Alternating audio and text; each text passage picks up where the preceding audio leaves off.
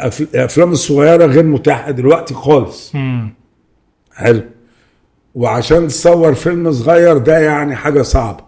المنصات ما بتقدرش تاخد الفيلم الصغير. طب انت يا عمي، احنا كنا زمان في التوزيع بنعمل ايه؟ بنروح للموزع نقول له انا معايا فيلم صغير. هو بقى بيبقى خد فيلم لاحمد زكي وفيلم لعادل امام، فيروح حاطط عليهم 10 افلام صغيرين، دول هيتباعوا باكج. الامريكان بيبيعوا كده. خلاص. احنا هنا ابتدينا نبيع الفيلم الكبير لوحده، طب الصغير لا حدش هيشوفه، محدش هيدفع، محدش بقى يبيع ويشتري. وبالتالي انت حصل عندك تراجع، مش لعدم وجود تمويل، لعدم وجود توزيع. لان انا اوكي انا هحط فلوس واعمل فيلم وبعدين مش هيتباع. طب انا لو خسرت في اول فيلم هعمل تاني فيلم؟ لا مش هعمل خلاص. واذا عملت تاني فيلم هبطل. وبالتالي الازمه مش ازمه سيوله، الازمه ازمه ان الدوله عليها انها تبقى عارفه ان دي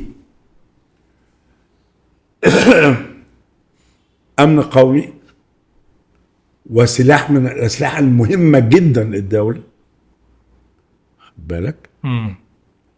وان لابد ان احنا نعرف، هم استوعبوا في الخليج وده، ان انا احتليت المنطقه العربيه بالسينما على مدى 70-80 سنه. سيدت ثقافتي وسيدت، خليتهم يتكلموا بطريقتي، وخليتهم لبسوا بلبسي، وخليتهم كلوا بطريقتي، وخليتهم كل حاجه. احتلال ثقافي للمنطقه العربيه كلها. الآية بتتقلب؟ الآية بتتقلب. واخد بالك. هم تنبأوا ده، ابتدوا اولا يعملوا دوبلاج. شفت حضرتك بتتكلم على الشامي. خد بالك.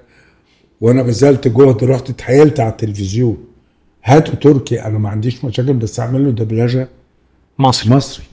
واخد بالك. هو بيجي لهم على بعضه متدبلج بنكر، كان بيجي بنكر، النهارده اغلى حاجه بتيجي. واخد بالك.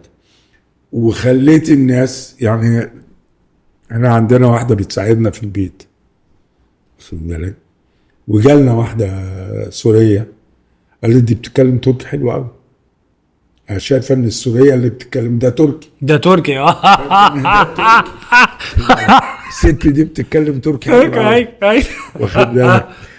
فالفكره كلها ان انت بتتسحب من تحت رجلك حته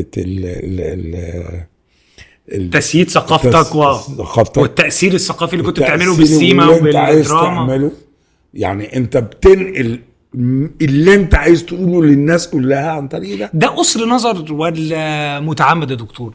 ما اقدرش اقول متعمد، لكن بشوف ان هم مش مستوعبين اهمية اللي كان بيحصل. يعني انت كنت بتحرك المنطقة على بعضها من خلال السينما.